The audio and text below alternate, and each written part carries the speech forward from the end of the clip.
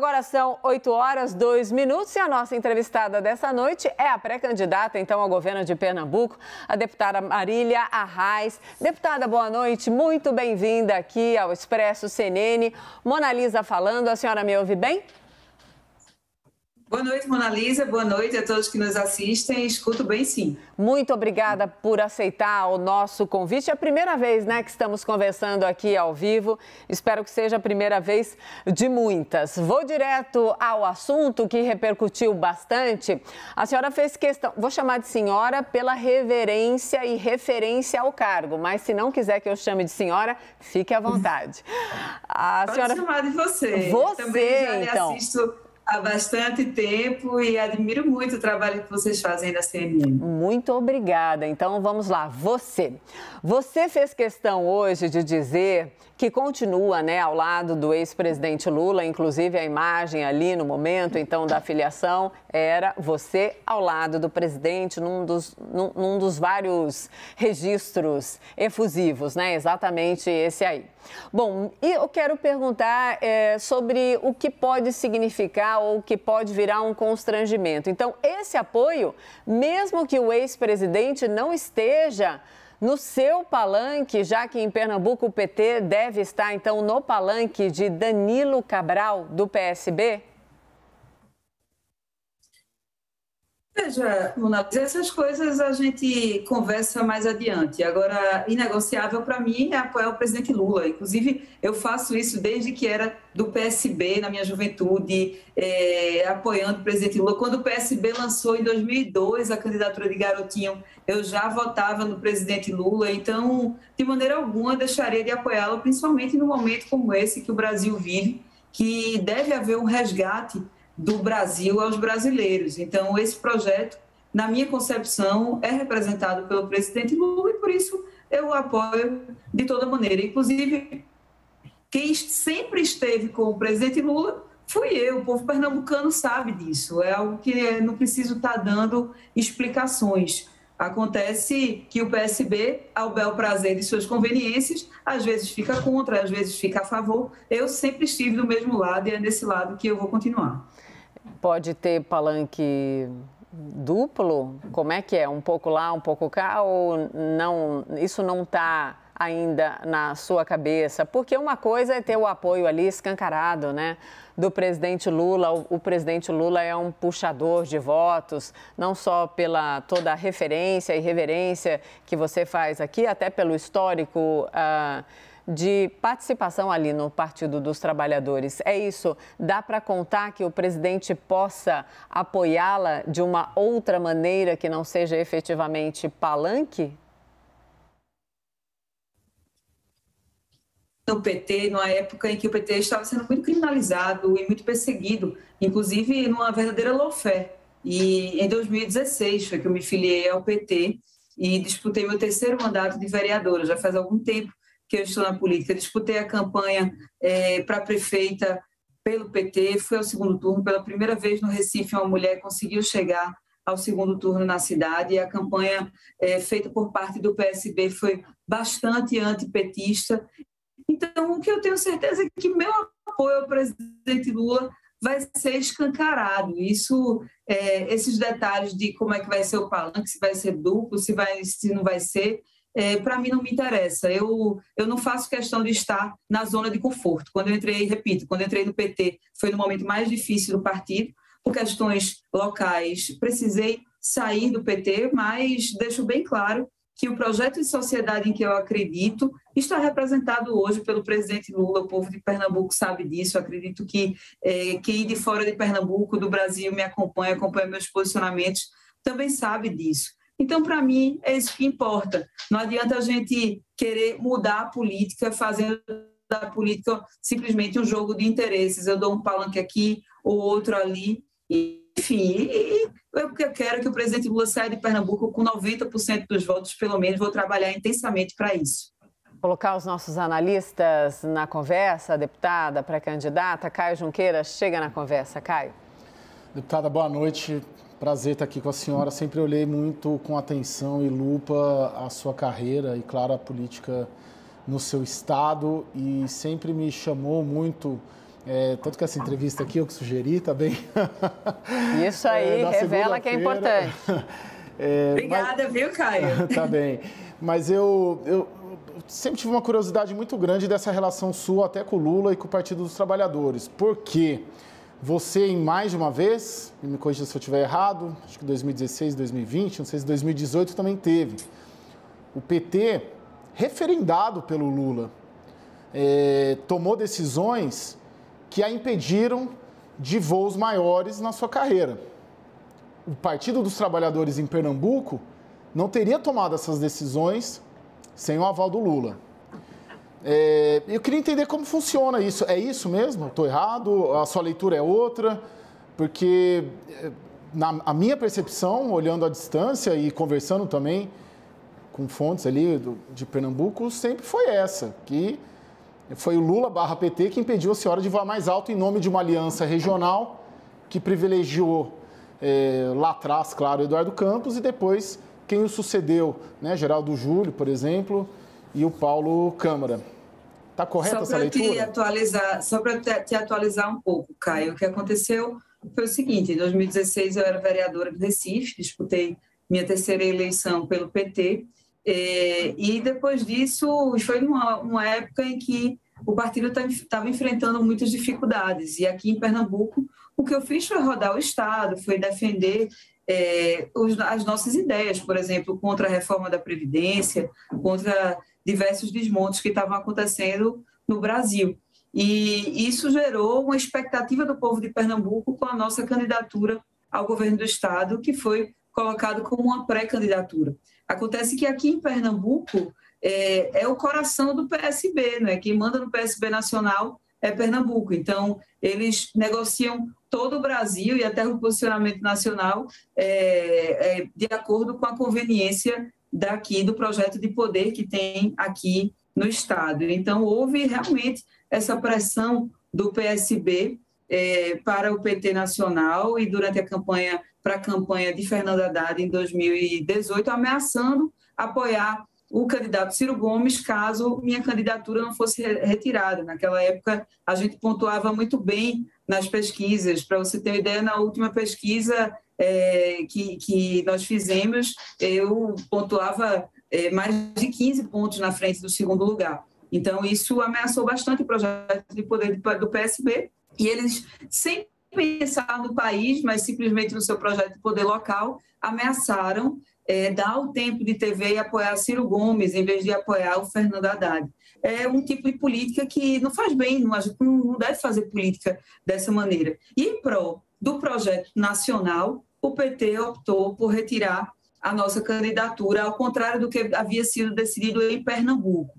Em 2020, já foi o contrário. Aqui em Pernambuco, o PT local não aceitava que eu fosse candidata a prefeita, mesmo que na época a gente pontuava bem à frente, e nas pesquisas também o PT local não quis, e o PT nacional definiu pela candidatura. Mas até o dia da convenção, o PT local criou embates políticos. O PT local, eu digo a maioria, não é dos dirigentes, porque o PT funciona nesse sistema. Então, criou entraves para as articulações políticas que nós poderíamos fazer, para inclusive ter um leque mais amplo de alianças, para formar uma chapa de candidatos proporcionais maior. Então, foi todo um imbróglio.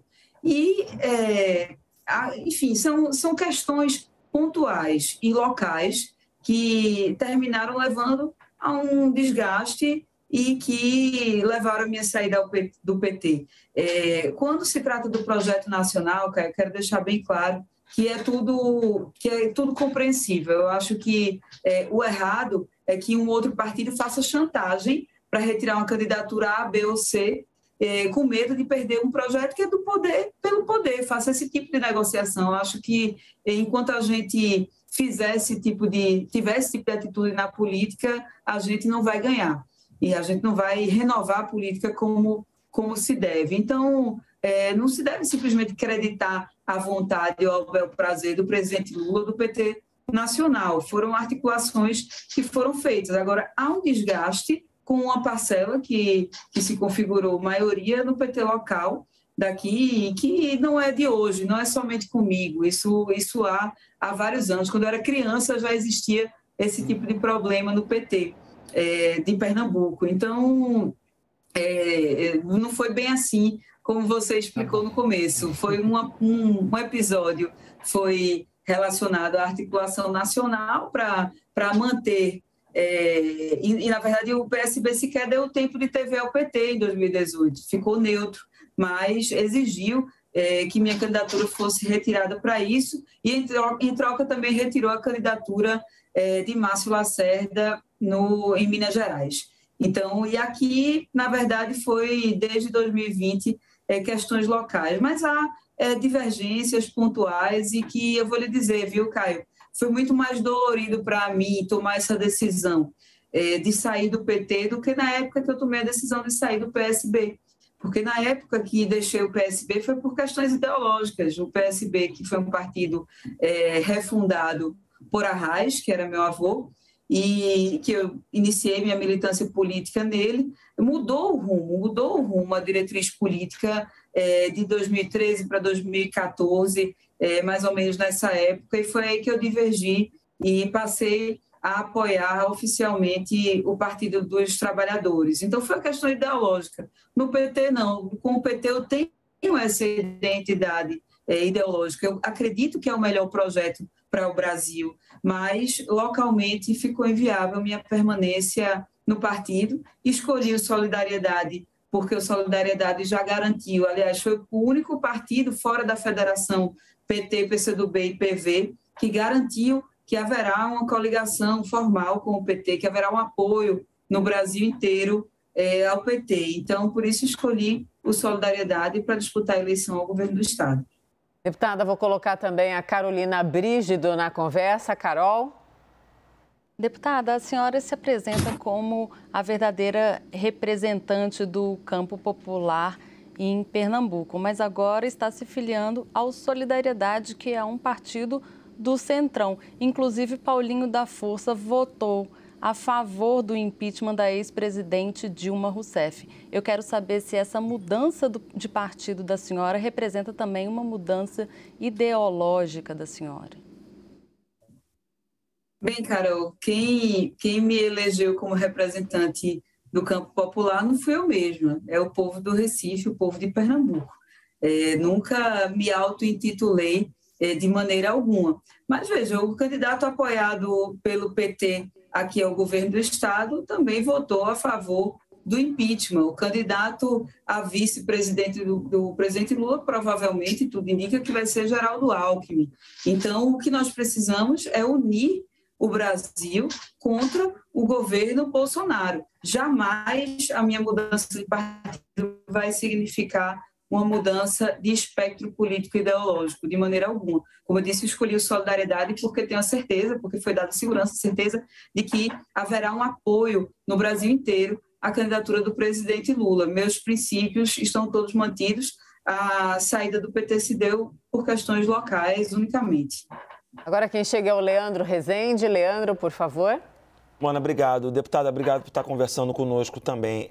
A gente mostrou as pesquisas dessa semana que mostram uma recuperação do presidente Jair Bolsonaro. O Datafolha de ontem mostrou que o Lula tem 55% das intenções de voto no Nordeste. À luz do que aconteceu hoje, a Advocacia Geral da União pediu para federalizar, o controle sobre Fernando de Noronha. É um ato do governo do presidente Jair Bolsonaro. A senhora vê que o Lula está tranquilo na região, em Pernambuco, aí na região Nordeste, ou o presidente Jair Bolsonaro pode se recuperar ainda na região, deputada?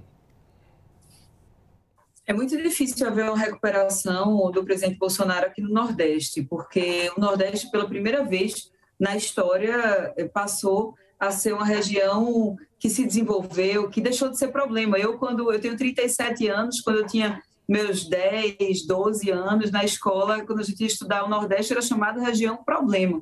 E o Nordeste passou a ser solução para a economia do Brasil na época dos governos do PT.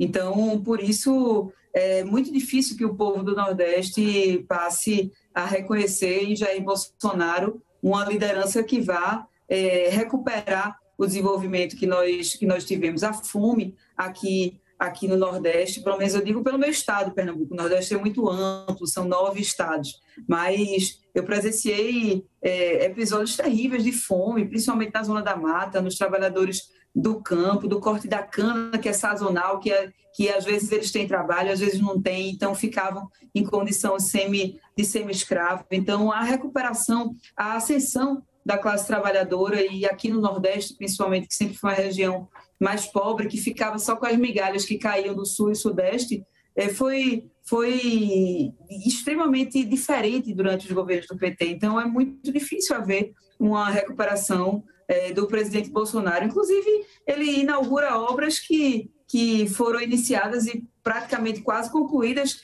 pelo PT, como, por exemplo, a transposição do Rio São Francisco. Aqui em Pernambuco, a gente vê o sertão virar mar em muitos lugares, e o povo reconhece quem foi que tomou a iniciativa de fazer esse tipo de política de mudança, de desenvolvimento regional. E não é somente porque Lula é bonzinho ou de Pernambuco, mas é porque Lula tem uma concepção de país diferente do presidente Bolsonaro. E essa questão da federalização de Fernando Noronha é um verdadeiro absurdo.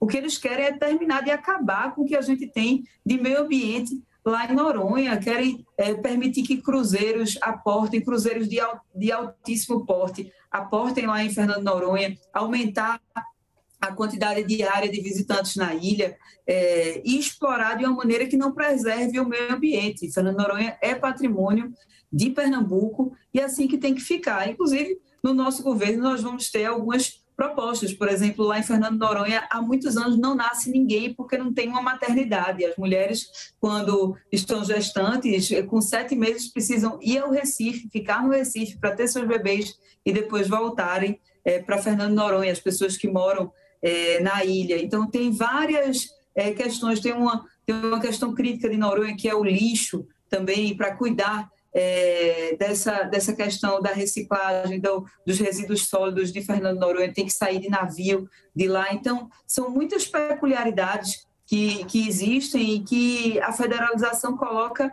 em risco, e principalmente porque nós sabemos qual é a intenção do governo Bolsonaro em relação ao meio ambiente, é passar a boiada, como o próprio ex-ministro já falou.